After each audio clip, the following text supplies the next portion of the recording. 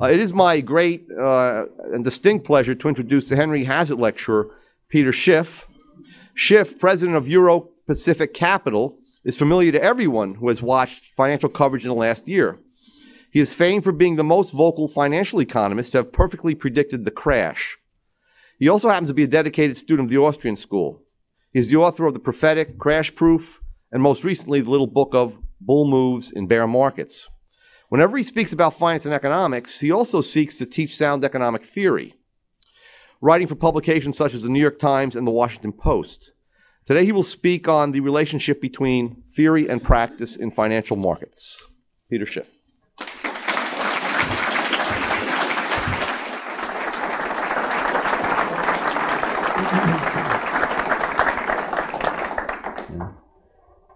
You know, I just looked at the topic for my speech about 30 seconds ago before I walked in the door. But apparently I'm talking about why is it that people didn't see this coming, or should people have known that this meltdown was coming?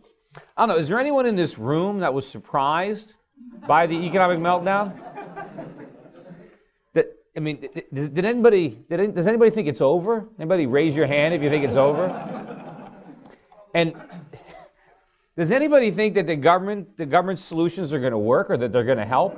Is there anybody? One? All right, so I guess there's really no reason for me to speak here. I don't know that I'm going to tell anybody anything they don't know. But anybody, if you want to indulge me, I guess I can talk about it a little bit anyway.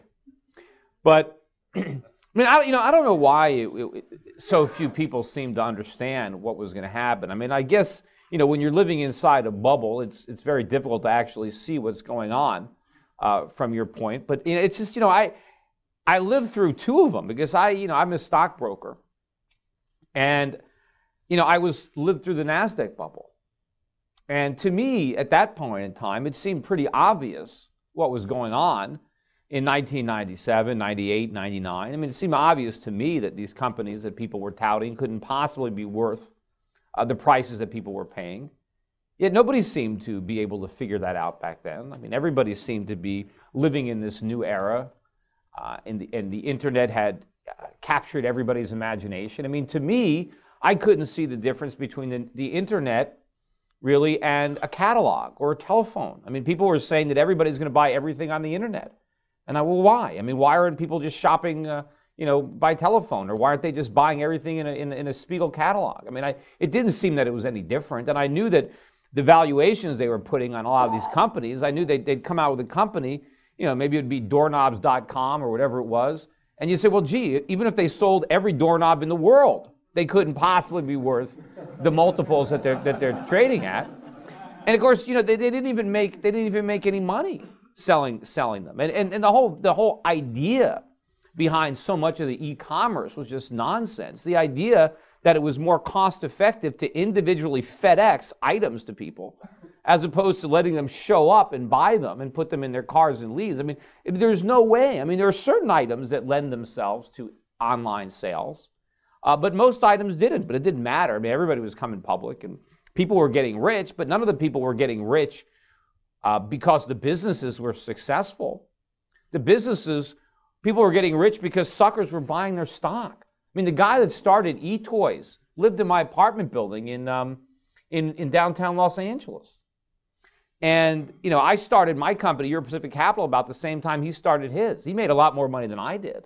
But he didn't make a profit. He never made a profit.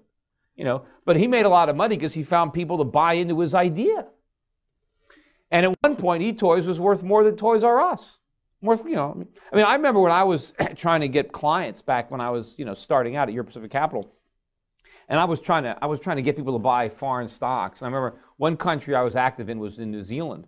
And I remember trying to convince people who own shares of stocks like Yahoo why they should sell their Yahoo and buy a stock in New Zealand. I would point out that Yahoo was worth twice the entire country of New Zealand. I mean, every stock they had, all the real estate.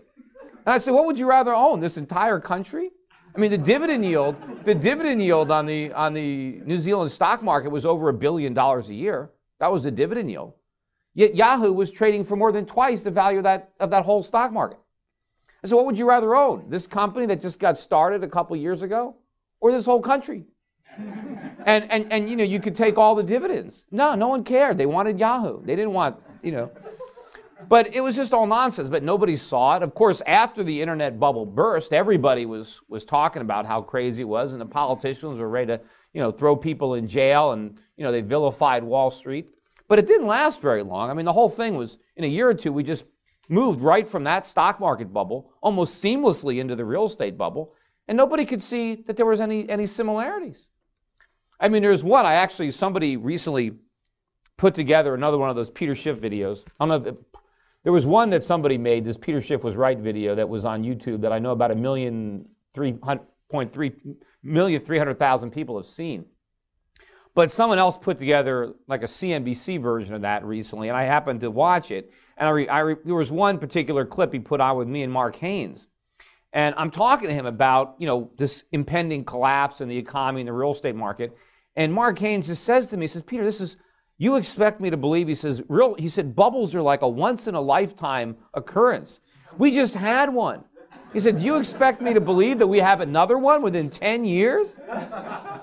You know, and he was just incredulous that there could be another bubble so close to the stock market bubble. But of course, they were really interrelated. It was almost like the same bubble, because we never really had the fallout from the bursting of the NASDAQ bubble. We simply replaced one bubble with a bigger bubble, and we postponed the consequences of the unwinding of the imbalances until right now.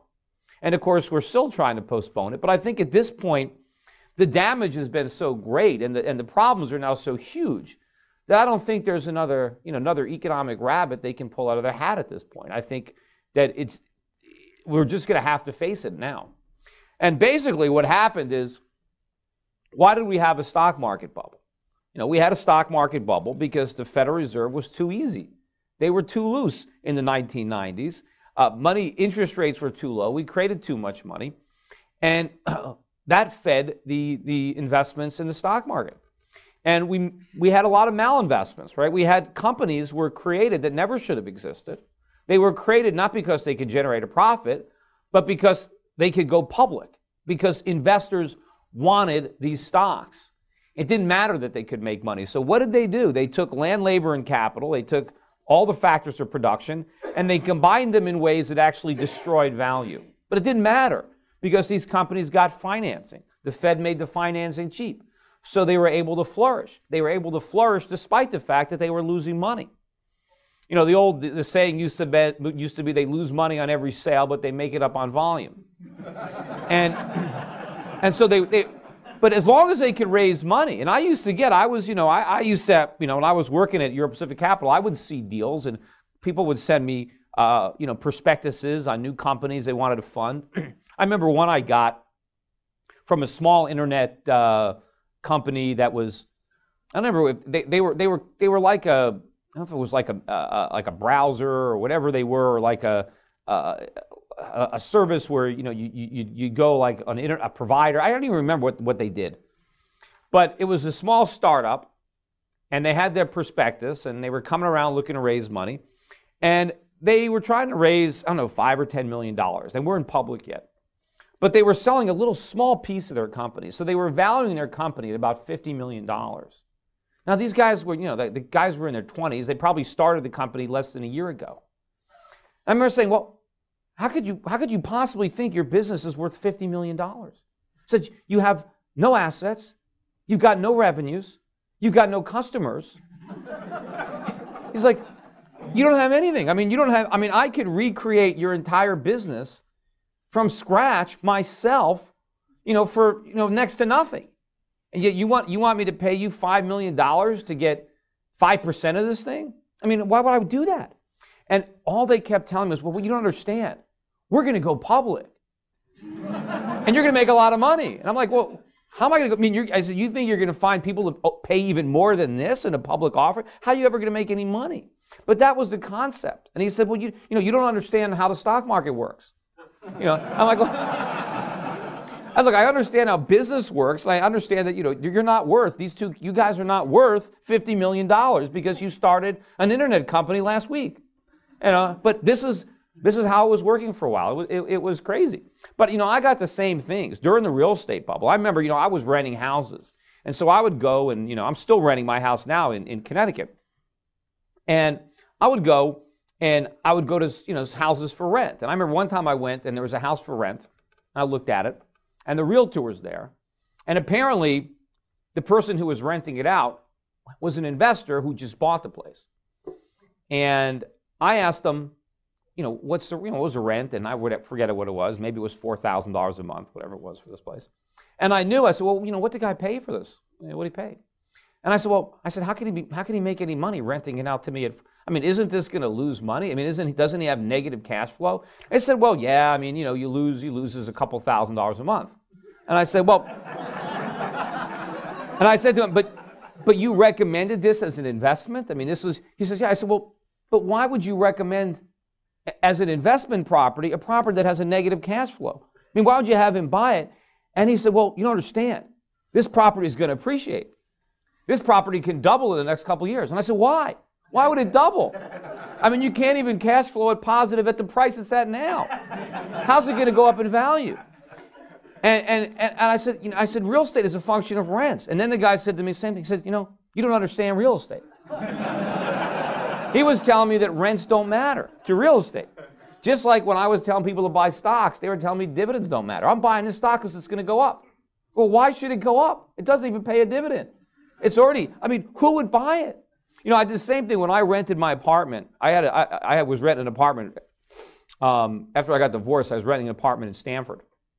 And beautiful apartment, right on the water. I had my boat there.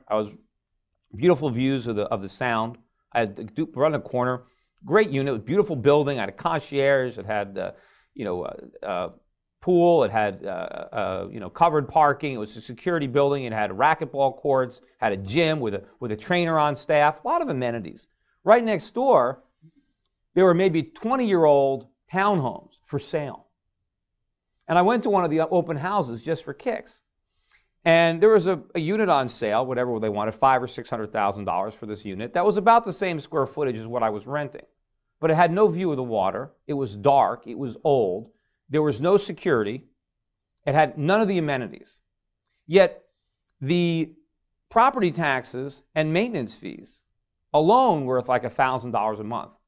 And by the time I would have paid the mortgage, if that's how I financed it, I would have been spending more money per month to live in one of these little places than this really nice apartment that I was renting right next door. And I asked the realtor, I said, why would anybody buy this place? You could just rent right next door. There's more units available. I know I just rented. And the lady said to me, well, but when you move out, you're not going to have any equity. I said, well, what do you mean? She says, well, when you buy this property, then, it appreciates. And then when you can sell it, when you move out, you make money. I said, well, why the hell should it appreciate? Didn't you understand? It's already overpriced. You can rent right next door. Why should it go up? And she said, well, that's how real estate works. I said, so you mean the way real estate works is I have to sacrifice. I have to turn down the opportunity to live in a really nice place. I live in this dump for a while. And because I did that, I make money. And somebody else is going to come to me a year or two from now and overpay by even more. And say, I don't want to live in that nice place next door. I'd rather pay more to live here because this is going to appreciate. And they totally forgot, what real estate meant. Real estate's a place to live. But everybody thought it was going to go up, so they were all crazed. But anyway, getting back to where I was before I went off on all these tangents. So we had the stock market bubble because the Fed was too easy. And eventually, Greenspan started to raise interest rates. He saw what he was doing. He talked about irrational exuberance back in 1996, and they took him to the woodshed because he said something negative, so he shut up going forward. But eventually, he started raising interest rates, and he burst the bubble. He burst the stock market bubble. And of course, when the stock market bubble burst, a lot of the malinvestments were exposed. A lot of people that were working at these .coms, well, they needed to find real jobs because they were wasting their time, because they were destroying wealth. They weren't creating anything of value. So we had a lot of companies that had got capital that shouldn't have got capital. A lot of people invested foolishly. They're going to lose their money. But we were going to go through a painful recession, certainly, as we digested and worked off those malinvestments and allowed capital to be reallocated to where it could be productively used, which meant labor, which meant their land, capital, whatever was involved in these businesses. And of course, with all the wealth that was squandered, because remember, as people invested in these new companies, the money was just spent. It was squandered. It wasn't put away productively, so people lost real money. So people were going to have to come to terms with the fact that they lost money, and they were going to have to try to save and replace it. So there was going to be a big recession when George Bush came in. But rather than being honest and admitting that the Clinton era was a fantasy, was a boom, and now we had to live through the bust, and that would have been a perfect opportunity right away to repudiate what had happened under Clinton and say, look, Clinton didn't give us a good economy. We had a bubble economy. And now the bubble has burst, and we've got to clean up the Clinton mess, and it's not going to be fun.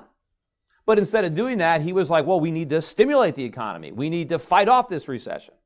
Sounds familiar, right? But so he wanted an economic stimulus. And what was the economic stimulus that we got out of Bush? Deficit spending, cut taxes, increase government spending. And Alan Greenspan cooperated and slashed interest rates down to 1%. And so we had massive monetary and fiscal stimulus, massive inflation. And what was the result? Well, we blew up another bubble, a bubble that was bigger than the one that just burst. And of course, during that shallow recession that we had, and Bush was so proud of that, so proud of the fact that he kept the recession from being more substantial, we had record car sales. We had record auto sales. Well, where'd Americans get all the money for all these car sales and all these homes? Well, they borrowed it all. We went into debt. We had a massive spending spree, the biggest spending spree in world history. We borrowed trillions. What do we do with the money? Spend it.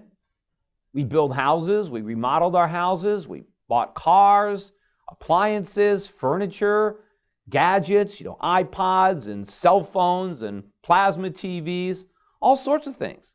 We didn't make any of the stuff. We just borrowed the money to buy it. And our trade deficit just skyrocketed. I mean, we started running $60 billion a month trade deficits for years. And our savings rate went negative.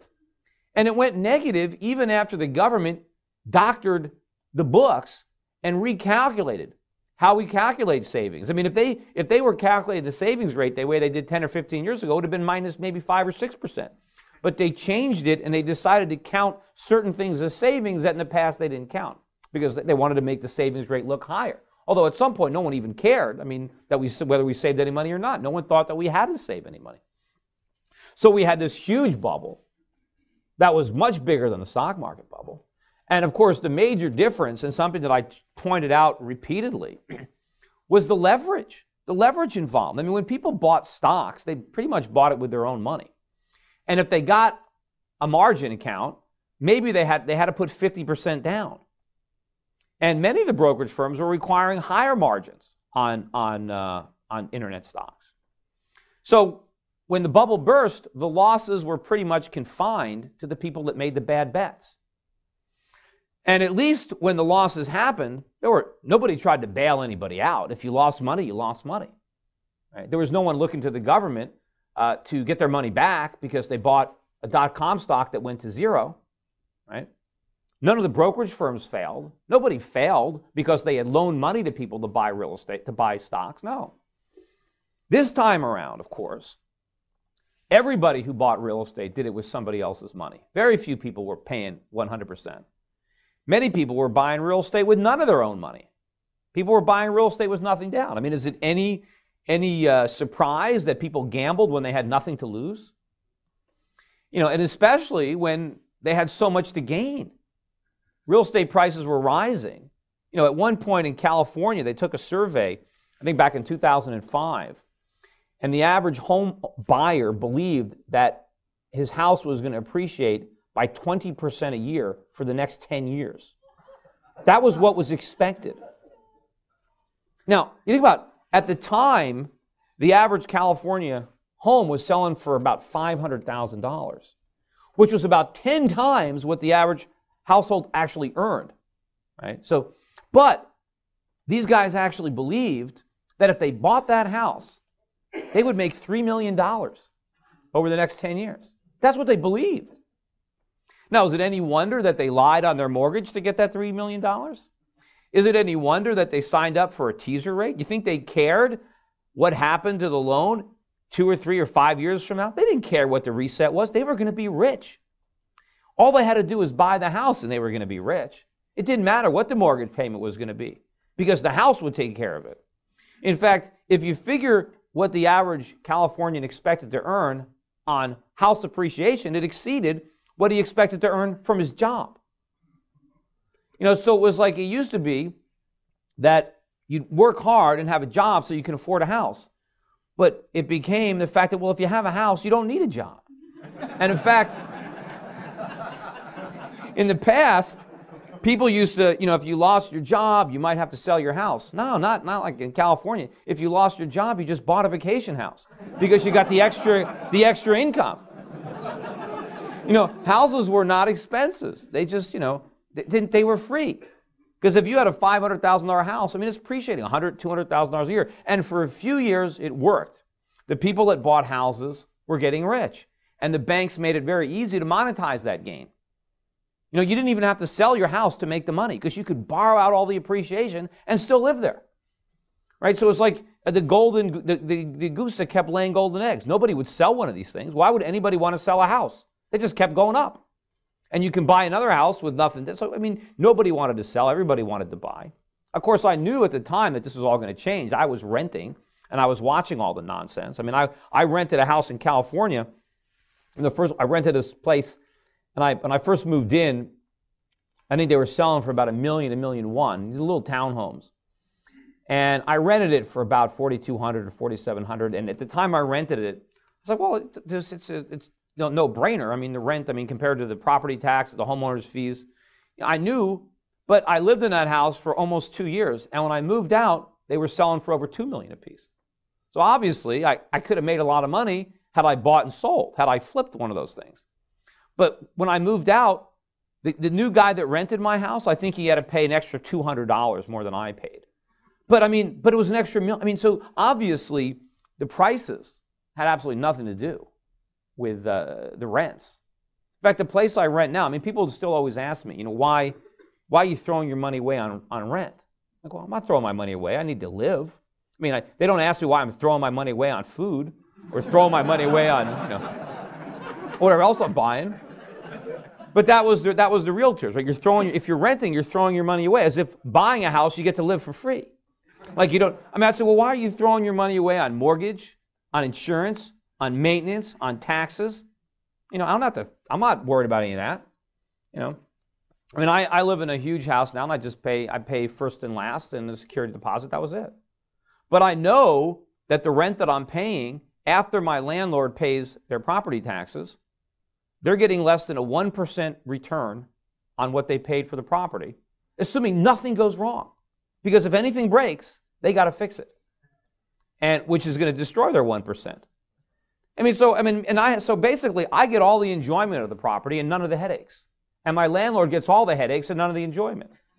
So what's the good deal there? But the realtors, the realtors were able to redefine the American dream, right? The American dream was always, you save your money, you work hard, and anybody can succeed. You don't have to be born to a royal family. You don't have to be an aristocrat. Anybody of modest means can grow up to be a captain of industry, can be president of the United States. That was the American dream. Somehow the realtors turned it into home ownership and buying a home and just getting rich. That was the American dream, that you didn't have to work. Well, that dream is now dying. And if you want to see a very good presentation, because I don't want to spend too much time on it, but if you go on YouTube, I made a presentation in front of the Western Regional Mortgage Bankers. I spoke at their annual conference 2 years in a row, 2005 and 2006. Now, they stopped inviting me, so I don't know, maybe they don't have a conference anymore. I don't know if they have enough members left. But I spoke in 2005, and I said a lot of things were going to happen, and they brought me back in 2006 because a lot of things did happen. But the 2006 presentation is on YouTube, and it's 8 clips, and it's a lot of really good stuff on the real estate market. So, and it's a lot better to watch what I said back then because none of it had happened yet. So talking about it now, I don't look as smart. But anyway, so we had this gigantic bubble. And the bigger problem here was the lenders. And I knew that when the real estate bubble burst, that was going to be the end of it. Because I knew that the banks and the financial institutions had as the bedrock of their assets all these IOUs, all these mortgages. Well, if the mortgage holders don't pay, then the assets aren't worth what everybody thinks they are, which means the banks are undercapitalized. And I knew just by looking at it that Fannie and Freddie were going to have to go bankrupt. I knew they guaranteed 50% of the mortgages, and I knew that those mortgages were not worth anywhere near what Fannie and Freddie thinks. I knew what people were borrowing to buy these houses, so I knew that ultimately, when people didn't pay, the companies would have to go under. And anybody who bought, I knew about the securitization process. I knew because at the time I was helping a guy set up a hedge fund in 2005 that was shorting subprime mortgages, and I learned about the whole securitization industry, and I knew that there are a lot of people that owned these structured products, which was one of the main reasons that there was a market for them. The reason that it was so easy for people to borrow all this money to buy houses was because of securitization. I mean, first it started with Freddie and Fannie, right? If it wasn't for Freddie Mae and Freddie Mac, Americans couldn't have borrowed all this money to buy houses. The only reason they did it was because the U.S. government was co-signing their mortgages. And people knew, well, if you lend somebody money to buy a house, and if they can't pay you back, the government will pay you back. And so people were able to borrow a lot more money than a free market would have allowed because the government was there co-signing it. But there were some mortgages that the government wouldn't co-sign. These were the ones known as the subprime mortgages. But Wall Street figured out that, well, we can securitize these mortgages. The government won't guarantee them, but we're going to buy them all up and put them into these structured products. And by structuring them like this, we're going to reduce the risk. And it was crazy, but something like, after they sliced and diced them, better than 2/3 of these subprime mortgages. And these are mortgages where people put nothing down, have lousy FICO scores, don't have jobs, are in prison, whatever it was.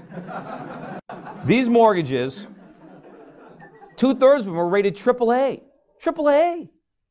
I mean, how can that be? I said, how can you take all these lousy mortgages and they're rated AAA? Well, I mean, but it was because Wall Street was able to securitize all these bonds and sell them to the Japanese and sell them to the Chinese and sell them to the hedge funds that there was demand.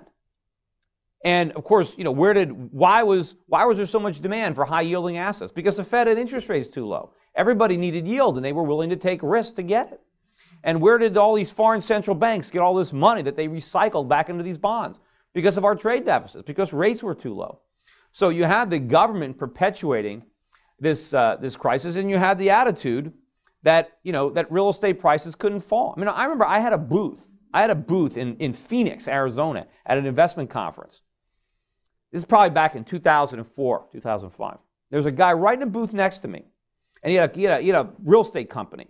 And what this guy did was he put people together who had lousy credit and who couldn't buy homes with people who had good credit. And the people with good credit co-signed the loans for the people with lousy credit. And therefore, everybody, this guy with bad credit can get a house. And the other guy got some extra payments, whatever it was. But there was one flaw in his whole argument. And I said to him, well, what if the guy, this deadbeat person that can't get a loan, but your client is co-signing, what if that guy doesn't pay? What happens to your client? Then you lose money. I said, well, then we just sell the house. I said, okay, but what if the house goes down? And he looked at me like I was from Mars. And he said, this is Phoenix. He says, real estate prices don't go down in Phoenix. And I imagine how many people lost a ton of money now, because that's probably one of the worst housing markets in the country. But this kind of stuff. So Wall Street, everybody had this idea that housing prices couldn't go down. So nobody questioned these AAA ratings. It didn't matter, because if somebody defaulted, you had the house to sell. But I knew that housing prices were going to fall. I mean, I remember when I would go on television and talk about housing prices falling, and people would say, well, that's not going to happen. That hasn't happened since the Great Depression. That's impossible. But people would ignore everything that had happened in the last 5 years. They would see, here was housing prices. They was like this. Then they went straight up. and said, well, they can't, because they've never fallen, they can't fall. So, but they've never done this. How are they going to stay up here? You know, they were saying it was like a permanent plateau. You know, and I said, look, I said, there's no way. And of course, everybody now, in hindsight, everybody wants to criticize the lax lending standards, the lack of a down payment. Everybody knows all these things that we did wrong, right? That we had too many people buying houses and credit was too cheap. So everybody can agree that we need to go back to a prudent form of lending. But nobody wants to go back to prudent pricing. Everybody wants to go back to sound lending principles, but leave the bubble prices intact. That's impossible. How can we? Nobody can afford to pay these high home prices without these gimmicks. But the reality is, of course, you know, the best thing that can happen to the real estate market is that prices come down. You know, it used to be that the mission of Freddie Fannie before, you know, they went broke was to try to make home ownership affordable. Now their mission is to keep home prices high, to keep homes unaffordable, to make sure that we have to mortgage ourselves, you know, to the hilt to buy a house. The government solution is high prices but low mortgage payments subsidized by the government. The free market solution is low prices. Because if real estate prices go down, you don't need to borrow that much money to buy a house. So it doesn't matter that your mortgage payment is a little higher. But you know, the government still looks at the problem that home prices are falling. That's the solution. The problem is that they went up. So the problem, and the real problem that we have, of course, is now that the bubble has burst, you know, first in the stock market, now the real estate market, and now that we're having this massive recession, which is just getting started. I mean, we've barely gotten a taste of it. But unfortunately, all the blame is on the free market. All the blame is on capitalism. It's because there wasn't enough regulation. There was too much greed, right? And, you know, President Bush, in one of his speeches, said that Wall Street got drunk. And he was right. They were drunk. So was Main Street. The whole country was drunk. But what he doesn't point out is where'd they get the alcohol? Right? Why were they drunk? You know, obviously, Greenspan poured the alcohol. The Fed got everybody drunk. And the government helped out with their moral hazards and the tax codes and all the incentives and disincentives they put in, all the various ways that they interfered with the free market and removed the necessary balances that would have existed, that would have kept all this from happening. I mean, we've always had greedy people. Everybody has been greedy, not just Wall Street. But all of a sudden, everybody was greedy all at the same time? I mean, can't they understand that there's a trigger for this? There's a reason that everybody acted this way? I mean, normally, when people are greedy, they're also fearful of loss. And people's fear of loss overcomes their greed and checks their behavior. But what the government did repeatedly was try to remove the fear. They tried to make speculating as riskless as possible. First, they provided us with almost, you know, costless money with which to speculate.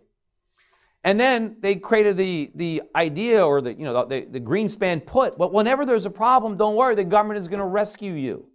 The government's not going to let the stock market go down. The government's not going to let your bets go bad, so go ahead and keep placing them. That was the idea. That was the mentality. It was nothing that the free market did. In fact, the only entities that needed more regulations were the ones that the government created.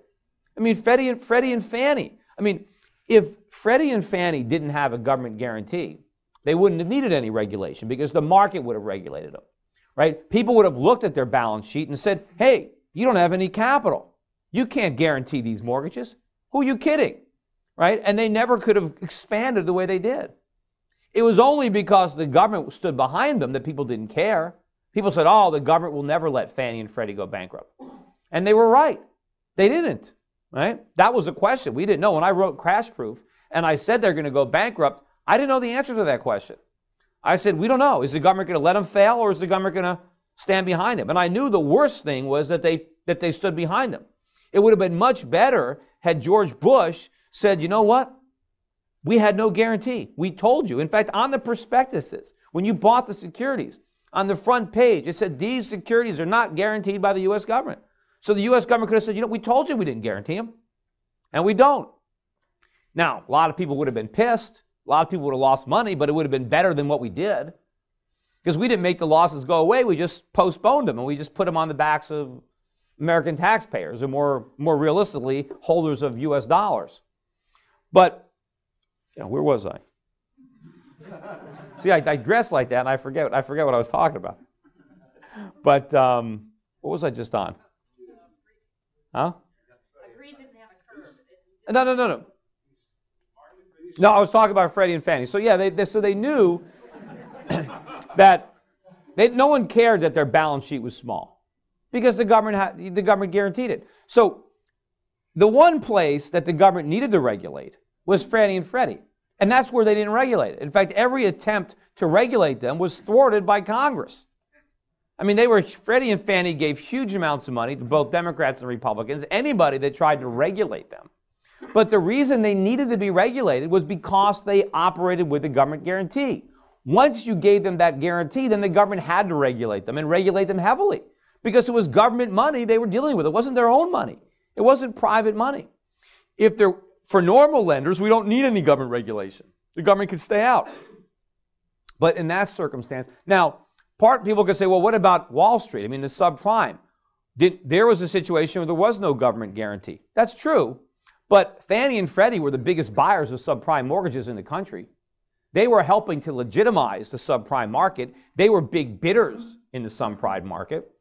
And, of course, it was Fannie and Freddie and FHA that really gave the impetus to the housing bubble, got it started, got the mentality there, is responsible for that way of thinking. I mean, so once the momentum was there, people just jumped along for the ride.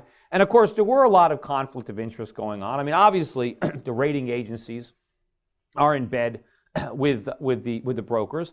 They're rating these bonds AAA. I mean, they have to know that they can't possibly be that secure. But, they're just like the real estate appraisers. The rating agencies want jobs, and they get jobs by coming out with good ratings. Just like the appraisers. I mean, the appraisers just kept appraising houses high because they knew if they didn't appraise them high, they would never get another job. And again, the whole reason, once you got to the securitization process, which is a natural occurrence, once you got securitization, once you separate the originator of the mortgage from the risk of the mortgage, you've got the moral hazard. The guy that's getting the mortgage done, the mortgage broker, he couldn't care less whether that loan is ever going to get repaid. He just wants to originate it. And since he's the one that hires the appraiser, he just wants to hire an appraiser who will appraise the house high enough to fund the mortgage. That's all he cared about. In the olden days, when the banks were lending out their own capital and they hired the appraiser, they wanted a fair appraisal. They wanted to know if the collateral was any good for the loan because that loan was going to be on their books. But in the securitization industry, so there were a lot of these moral hazards, but a lot of them got started because of government. And they never would have been able to grow to the extent that they did if it wasn't for government. And of course, one of the very reasons that so many financial institutions are in trouble, so many of the major banks in this country, and of course all of our major banks would already be insolvent. They would already be broke if they hadn't got money from the government and if the Fed hadn't been buying up all these assets. But one of the reasons that no one cared is because of the FDIC insurance program. I mean, nobody in this country cares at all what the banks do with our money once we put it there because it's all insured by the government. No one cares. Doesn't matter. People do a lot of research before they buy a plasma TV, but nobody does any research before they put their money in the bank. No one cares. Who can care? Because the government has created a moral hazard by guaranteeing the accounts. If the government didn't guarantee bank accounts, then banks would not be doing foolish things with our deposits because people would care, because people would know, gee, if you make loans and they don't get paid back, I'm going to lose my money. So banks would not just compete on how much interest they pay, but they would compete on how safe their balance sheets are. And there would be a lot of people looking out for them because probably individual consumers, before they made a deposit, would want to look for some type of equivalent of a consumer's report where somebody rates banks and follows banks and says, here's the safe banks. Nobody bothers to do that now. Why? Because no one is any riskier than anybody else because they're all guaranteed by the government. It doesn't matter. but it creates a huge moral hazard when you do that. I mean, the same thing, I mean, look what Bernie Madoff was able to pull off, right? I mean, you think he could have done that without the SEC, giving him a stamp of approval, or without FINRA? I mean, there's no way that if we didn't have regulators, the private sector wouldn't have ferreted this guy out. There would have been a lot more due diligence if everybody didn't think the government was doing it for us. And of course, I said, instead of putting Bernie Madoff in jail, we should just make him Secretary of the Treasury. Because he's got a lot of experience, exactly the kind that we need in running a Ponzi scheme. Because, the Chinese just mentioned yesterday that they were getting a little concerned about all the money they loaned us, and that just maybe we won't pay them back. I'm sure they're a lot more than just a little concerned, because that's what they said publicly. Imagine what they're saying privately, because they know we're not going to pay them back. Of course we're not going to pay the Chinese back their money. It's impossible. We can't possibly. And can you imagine, if President Obama, given the following type of speech to the American citizens, to say, national televised address, and say, my fellow Americans, I've got a little news for you today. We're going to have a massive, across-the-board tax increase on average working Americans. Any American that still has a job is going to have to pay much higher income taxes. And as a matter of fact, we're going to have to cut Social Security across the board. If you're getting a Social Security check, we're going to have to reduce it. And remember all my plans about more education and health care for everybody and, energy independence? We got to put all those plans on hold because the Chinese need their money. We borrowed a lot of money from the Chinese, and we're good for our debts.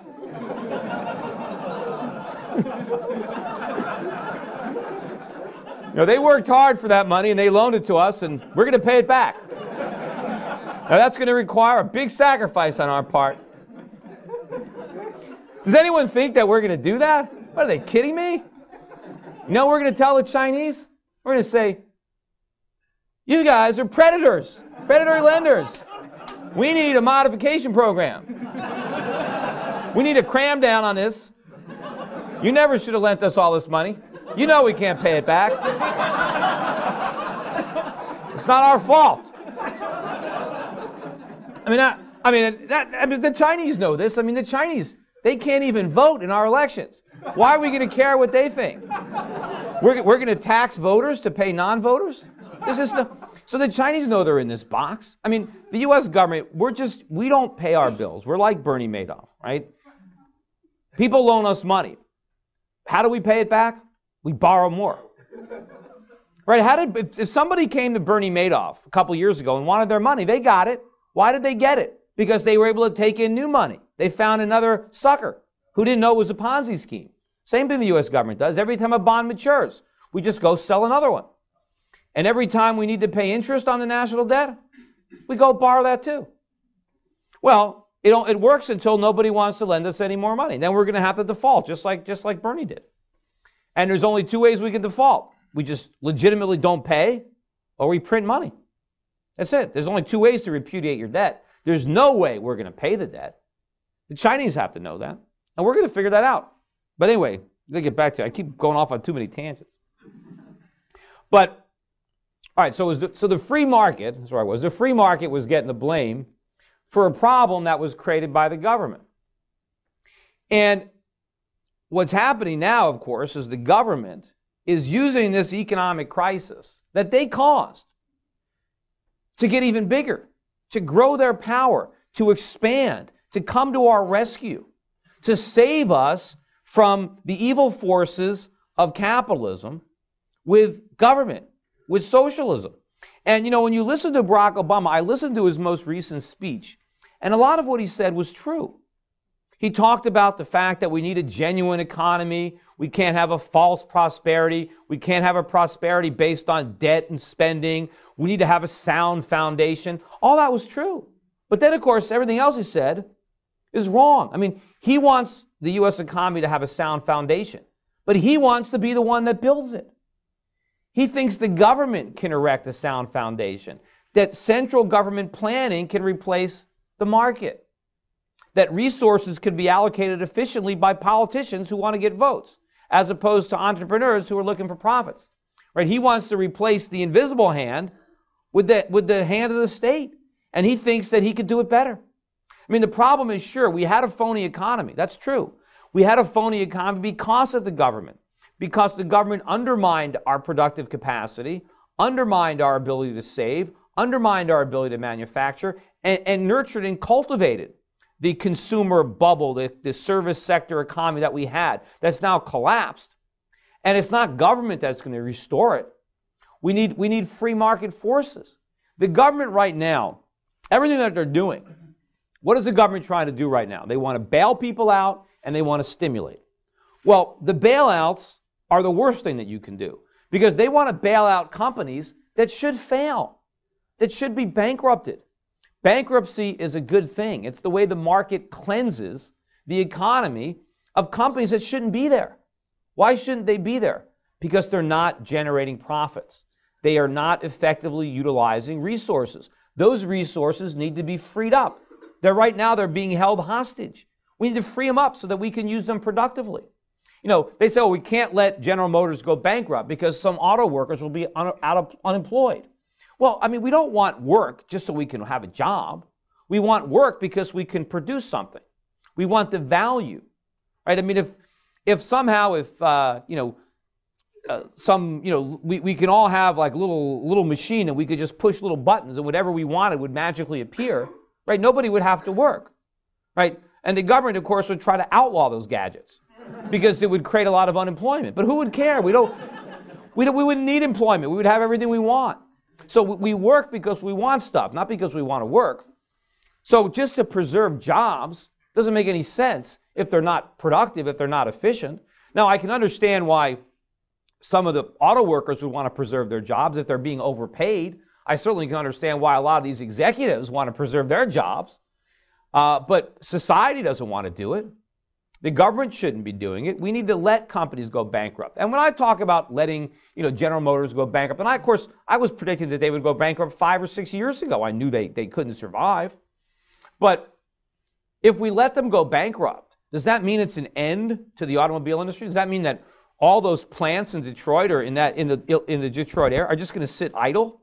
That all those skilled workers are just going to sit there and nobody is going to try to hire them? Of course not. What would happen if we let General Motors go bankrupt is that some entrepreneurs would step up and buy up the assets out of bankruptcy, and they would no longer be encumbered with big labor union contracts or health care obligations or interest on debt. They would be able to buy the assets without the liabilities and organize them in such a way to make cars profitably. Now, in order to do that, they would probably have to pay their workers a lot less than workers are being paid now, but at least they'd be working for companies that made cars profitably. And we'd probably end up with a lot more people working in the automobile industry than we have today. And the fact of the matter is, rather than making cars for Americans, we should be making cars to export. Because Americans, we don't really need any car. We have too many cars. I mean, we have, 2 or 3 cars per household at this point? I mean, when the president makes a speech and he says, we need to restore credit. He keeps saying credit is the lifeblood of the economy. We need credit so Americans can go out and buy more cars. I mean, you can look at the United States and say, what's wrong with our economy? We don't have enough cars. We need more cars. I mean, that's the last thing we need. Now, we need to make cars. We know why we need to make cars because there's a lot of people in China that are still on bicycles. They need cars. We should be able to make cars for them and export them. We don't need them for ourselves because we own too many cars. We have too much everything. If you ever seen some of these commercials, or not commercials, these television, the news stories, where when they foreclose on houses, they send these companies in and they got to, clean the places out and get them ready, And it's amazing to me, but they would go to these houses that people abandoned and they're full of stuff. I mean, the TV sets are there. The stereos are there. There's clothes in the closets. Why didn't these people take that stuff? They didn't even want it. I mean, we got all this stuff and it doesn't even matter. They just didn't even care about it. And all this stuff, of course, was bought with borrowed money. We didn't make any of it. We didn't have any money to pay for any of it. The last thing Americans need is to buy more stuff. But the government, part of the economic stimulus, right, in addition to the bailouts, and of course they want to bail out Wall Street investment banks. Why? Let them fail. What do we need them for? Why do we need Goldman Sachs? Why do we need Morgan Stanley? Let them fail. The government tries to blame all the economic problems that we have today on the fact that they let Lehman Brothers go out of business. Meanwhile, they bailed out everybody else and we're in this gigantic mess. Maybe it's not because they let Lehman fail. Maybe it's because of the other bailouts. But no, now they want to make us believe that since Lehman Brothers failed, they can't let anybody fail. We don't need all these investment banks. And if they go away, it's not going to mean that brokerage is going to stop, that investment banking is going to stop. It's just going to be done by somebody else. There are a lot of small firms out there like mine that are expanding, that will expand even more if the government gets out of the way. But instead, the government is rewarding the incompetent people and keeping them in business, and they're punishing all the competent people. Meanwhile, look at the bonuses. Look at the amount of money that is being paid to Wall Street executives using bailout money. I mean, how can these guys be entitled to make multi-million-dollar a year salaries when their companies are losing a fortune based on what they're doing? I mean, let them fail. Let them go out of business. But the stimulus, what is it that the government is trying to do with the stimulus? The government is trying to recreate the conditions that led to the crisis. Because when they talk about stimulating the economy, they're not talking about stimulating economic growth. They're talking about stimulating spending. They want us going back to the auto showrooms, back to the malls, and buying more stuff. And they want us going deeper into debt to pay for it. And if we're not willing to accumulate the debt on our own, well, then the government will do it for us. As if this is the secret. If they could just spend enough money, then the economy is just going to magically grow again. And that's all nonsense. The only reason it worked before, and it really didn't work, was because we were able to borrow the money from the rest of the world and spend it. And we were able to live in the delusion that we were getting richer even as we were getting poorer because we looked at our asset prices, right? We were looking at real estate and stock prices going up, and we said, hey, we're actually getting wealthier even as we were getting poorer because we were spending money instead of saving money. And as we spent money, we counted that spending as GDP. And so as long as our GDP was rising, we thought our economy was growing. But the whole time our GDP was actually going up, we weren't measuring real economic growth. We were measuring how much wealth we had been destroying or dissipating because we were simply spending. And we thought we were okay because some appraisers said that our house was worth more or the stock market was still going up. But all that was an illusion. And now that those bubbles have burst, there's no way to go back to it.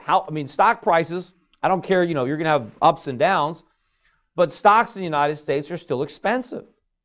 Based on any kind of historic measure of value, the PEs are high and the yields are low. Stocks are overpriced. Houses are overpriced. Our assets are still overpriced despite the fact that they've fallen. Meanwhile, our whole economy is phony. The malinvestments that we have now is this entire service sector economy. We built an economy based on the idea that we can borrow and spend money in perpetuity. And that was just as phony as the idea that real estate prices would always rise. So we have a lot of Americans that are working in jobs that they really shouldn't be in. We got a lot of Americans that work in retail, that work in shopping centers, that work in restaurants, that work in financial services. There are a whole host of Americans employed doing things that they really shouldn't do because, we're too broke to patronize their businesses. We need more Americans making stuff, producing things. And in order to have American labor available for productive capacity, they have to leave where they are right now. That somebody has to lose their job in the service sector in order to get a job in goods production. And of course, in order to get a job in goods production, we need capital. You can't produce anything without machines, without tools. Where's that stuff going to come from? You just can't wave a wand. You're going to have savings. Somebody's going to have to be able to borrow the money to make those investments, which means Americans are going to have to save their money. Or we're going to have to convince somebody in another country to take their savings and invest it in America, not just lend it to us. I had a debate on CNBC one time with Art Laffer. And it's about a 10-minute debate. The clip is on YouTube. But And part of it, where he bet me that penny went into that Peter Schiff video. But in that whole debate, when I tried to point out that we were borrowing too much money, Art Laffer said that my nervousness about all the debt was wrong. And he said historically America borrowed a lot of money in the 1800s, and it was not a problem. We ran huge current account or deficits, or we borrowed a lot of money, and the economy was in great shape. So therefore, my criticism of our debt was wrong. Well, what Art didn't understand or didn't appreciate was the difference between what we did with the money. Back then, we borrowed money to make investments, to build infrastructure, to build factories, to build farms, to build a productive economy. We invested the money. We didn't just spend it on stuff. And when you borrow money and you invest in productive capacity, you have a real asset. And the asset can generate revenue. If we built a factory that manufactured widgets, we could sell the widgets to the British and to the French and earn enough money to pay back the money they loaned us and the interest. And we became the world's wealthiest economy because we borrowed to produce. What we've done recently is we've borrowed to consume. We didn't produce anything. We borrowed money and bought trinkets. We bought depreciating consumer goods. So how can we possibly pay the money back? We didn't acquire any income-producing assets to pay the money back. So if we're going to rebuild a viable economy, and if we don't have our own savings, we're going to have to convince the Chinese and the Japanese to build factories here. Well, why would they want to do that? With the high regulations that we have right now, with the high taxes that we have right now, we're just not competitive. So the only way that we're ever going to rebuild a sound economy in the United States is, number one, we're going to have to stop all the stimulus and stop the bailouts and let the free market work.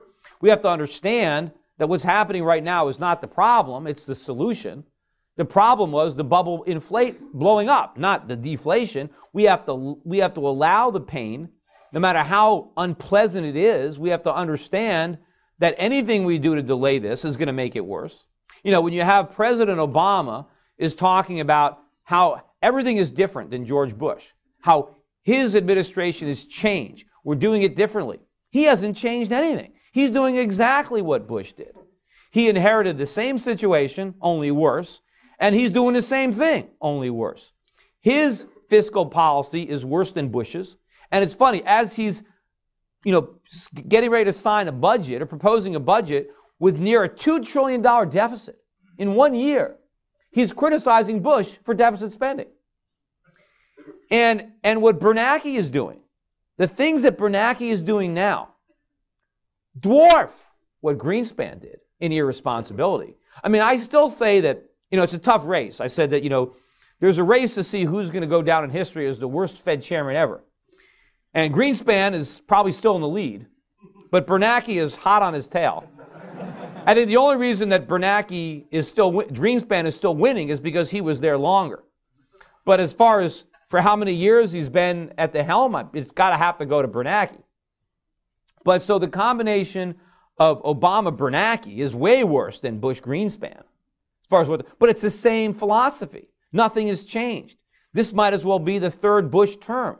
He is doing the same exact stuff. I mean, the rhetoric is a little bit different, but the policies are all the same. The ideas are all the same, that economic growth is a function of people spending money, and that we need more government to stimulate the economy, that we should bail out the people who fail and punish the people who succeed, and that we should have, no interest rate. We should have, the Fed should be cranking out money. I mean, what we need, not only do we need to allow the companies to fail and allow Americans to stop spending, the credit crunch is a good thing. The fact that credit is being denied to American consumers is a good thing, because credit is scarce. It's not unlimited. It's a function of savings.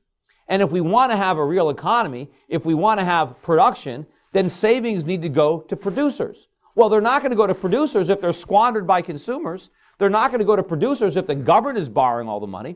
So what do we need? We need the government to eliminate the deficit and go to a surplus. We need the government to stop spending money and depleting our savings. We need consumers to stop spending money and rebuild their savings. We need a recession. We need one badly. And what the government has to do is fess up and let us know, yes, this is the price we pay. For years of indulgence and reckless spending, now comes the sacrifice. Now comes the penance. We're going to have to take this recession. And there's nothing the government can do about it. The only thing the government can do about it is to acknowledge to the American public that the government is a burden on the economy. And in good times, maybe we can tolerate that burden. But in bad times, there's no way. And that the only way we're going to rebuild this economy is with a smaller government, not with a bigger government. And we need sound money. Unfortunately, we need high interest rates. We're getting the opposite. Instead of getting higher interest rates and smaller government, we're getting lower interest rates and bigger government. We're getting inflation, and we're getting deficit spending, and we're getting stimulus, and we're not going to have any different results this time around. So if you liked what Bush Greenspan did to the economy, right, then you'll love what this pair does. But it's not going to be any better. It's going to be a bigger disaster. What is the crisis that they're setting up? Because we are right now suffering the consequences of the economic stimulus and the bailouts of 2001 and 2002 and 2003. If we would have had a more severe recession, we would not be in this mess today. So the question is, what are going to be the consequences of what we're doing now? And what I think is going to happen is that ultimately, people like the Chinese and the rest of the world, the Saudis and the Japanese and everybody else, they're going to figure this out. And they're not going to want to play this game anymore. You know, we've got them conned right now. You know, in my book, in Crash Proof, I compared it to Tom Sawyer. You know, there was that passage in Tom Sawyer where Tom gets everybody, all the kids in the neighborhood, to whitewash his fence. And he gets them to pay for the privilege of doing his chores.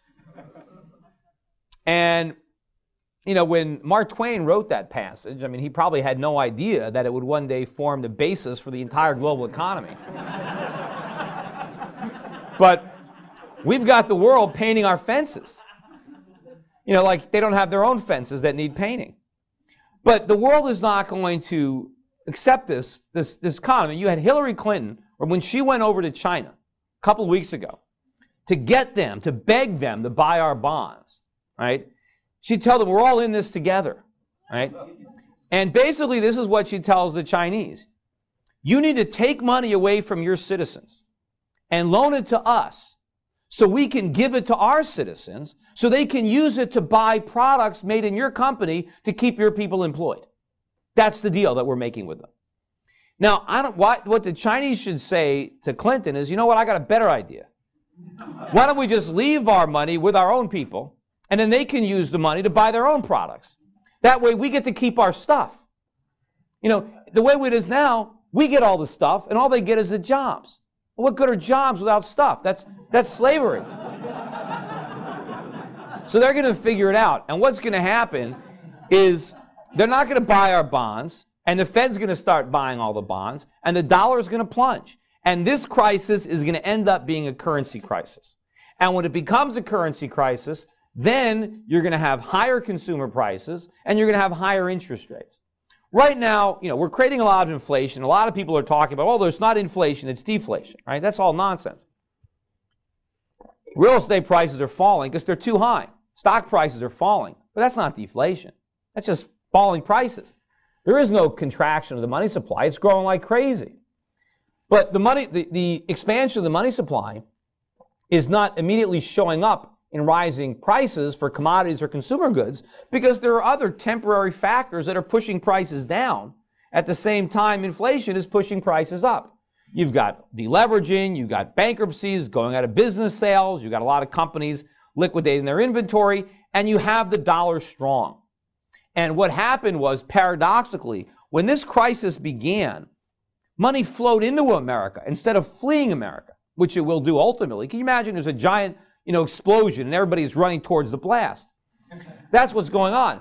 And when people look around the world and they say, well, people are coming to America because as bad as it is every place else, it's so much worse here. That's nonsense. That's just what they're saying to explain it. Just like they tried to justify the real estate bubble or the internet bubble. That's all nonsense. I mean, the reason it's so bad in the rest of the world is because they loaned us so much money and we can't pay them back. And now they're losing based on their bad loans. And what's really causing the global credit crunch is that we're borrowing so much money right now. We're crowding out everybody else. The fact that people are loaning us so much money means that private businesses around the world can't get capital. Why? Because it's all going to the U.S. government. That's why. So the world is suffering not because our economy is collapsing, but because they're foolishly trying to prop it up. And when they figure this out, then we're going to get a real economic crisis. Because when the dollar starts to plunge, and it will, then we're going to see prices rising sharply for consumer goods and interest rates rising. And if we think we have problems now, wait till we see how much worse they get when we throw rising consumer prices and rising interest rates into the mix. And there's nothing the government's going to be able to do about it. You know, right now, unemployed people are getting the benefit of lower prices. Imagine when you're out of work and your prices are going up, because that's what's going to happen. And then this is going to be a real economic crisis. And then we're going to be in for very, very difficult choices. And unfortunately, the worst case scenario is one that is looking increasingly more likely, which is hyperinflation. And if we get that, right, that's where nobody will lend us money. And so the Fed buys all the bonds in order to keep interest rates down and to maintain deficit spending. And then the velocity of money really starts to pick up. Nobody is going to want our money. Not even American citizens will want our money. And they will try to spend it as quickly as they can. I mean, the government might try to keep it together a little bit longer with regulation. Maybe we'll have capital controls. Maybe they'll make it illegal for American citizens to do what I'm doing with my clients right now, buying foreign currencies, foreign stocks. Maybe they'll make it illegal to buy gold. As prices really start to contract, to escalate, private parties will try to make contracts with payment in gold or other currencies. Maybe the government will make that illegal. There might be stores or people that actually don't want to accept dollars because their value is dropping too rapidly. The government will make that illegal. And that means they will have a black market. That means if you want to buy something, you'll have to buy it on the black market, just like they did in the Soviet Union. The only reason you could buy anything there was because you bought it illegally. A lot of these things are going to happen. I think early on, probably even in Barack Obama's first term of office, I think we're going to have price controls. I think prices will be rising so rapidly, maybe even by next year, that they're going to impose price controls on a number of products. Probably energy, probably gasoline, probably milk, bread, and I mean, we're repeating all the mistakes of the 1930s. We might as well repeat the mistakes of the 1970s. And so when they put on price controls, what's that going to be? Shortages, blackouts, long lines for gas, long lines for food, a lot of things are going to happen. I just mentioned that. I mean, everybody now, of course, is talking about the 1930s and saying, oh, no, we can't repeat the mistakes of the 30s. Well, that's exactly what we're doing. I mean, the popular notion is that we had a depression because Hoover was so irresponsible that he trusted the free market and he did nothing. And because he did nothing, we had a depression. And then Roosevelt rode to the rescue and saved the day with big government. Well, the reality, of course, is that we had a depression because, A, we had a Federal Reserve that was too easy in the 1920s and created a boom. And then when the boom bust, Hoover ignored the good advice of his Secretary of the Treasury, which maybe is the last time the Secretary of the Treasury ever gave anybody any good advice. And instead of allowing the free market to work, he came up with all kinds of crazy things to bail people out and to prop things up and to distort prices and fix wages and all kinds of things that created the Depression. And then Roosevelt came in and proceeded to make it worse. And everything that Roosevelt did exacerbated it and made the Depression great. And we eventually got out of it after the Second World War. But how can anybody say that we got out of it because of Roosevelt? We got out of it despite Roosevelt. We would have got out of it a lot faster had Roosevelt not just expanded the failed policies of Hoover. And that's very similar to what's happening now. You got Bush, who is the Hoover now of this generation, who is now associated with the free market, who is nothing but anything like the free market. And now we have Barack Obama, like Roosevelt, coming in to save the economy with big government. Of course, the government is already huge. Maybe he hasn't figured that out. When when Hoover left office, I think the federal budget was about $4 billion. That was the whole thing. And Roosevelt doubled it to about $8 billion. Now we're $3 trillion. $3 trillion. I mean, so the government is huge. And of course, when Roosevelt came in, we had a sound economy beneath the surface. I mean, we had a productive economy. We saved. We made stuff. We exported. We didn't have a huge social welfare state. Nobody got checks from the government. We're in much better shape. If they did that much damage to a sound economy, imagine what they could do with the one we got now. Plus, back then, we had real money. We were on the gold standard. Now look at us. I mean, look at the problems we had in the 1970s, right? Still, we had a fundamentally sound economy then. We had a bubble in the 60s. Same thing, the Nifty fit the same stock market bubble. We printed too much money. We went to Vietnam. I mean, we fought the war in Vietnam. We went to the moon. We had the war on poverty. The government created too much money, and they gave us the 1970s. That was the payback for the 1960s. But when Reagan came in and when Volcker came in, we actually got some sensible policies. We shrank government, and we raised interest rates. We went for sound money and smaller government. You know, when Reagan came in, it was the government is the problem. Now, Barack Obama is the government's the solution. We're not going to, I mean, it's night and day.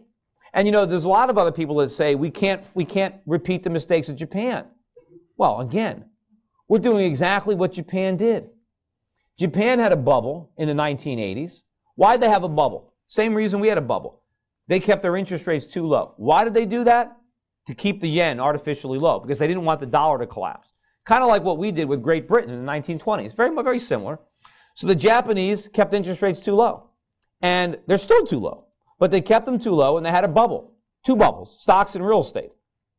Pretty familiar. Stock market bubble burst first, real estate bubble 2 or 3 years later. And of course, real estate prices are still falling in Japan. What was it? 15, 20 years later?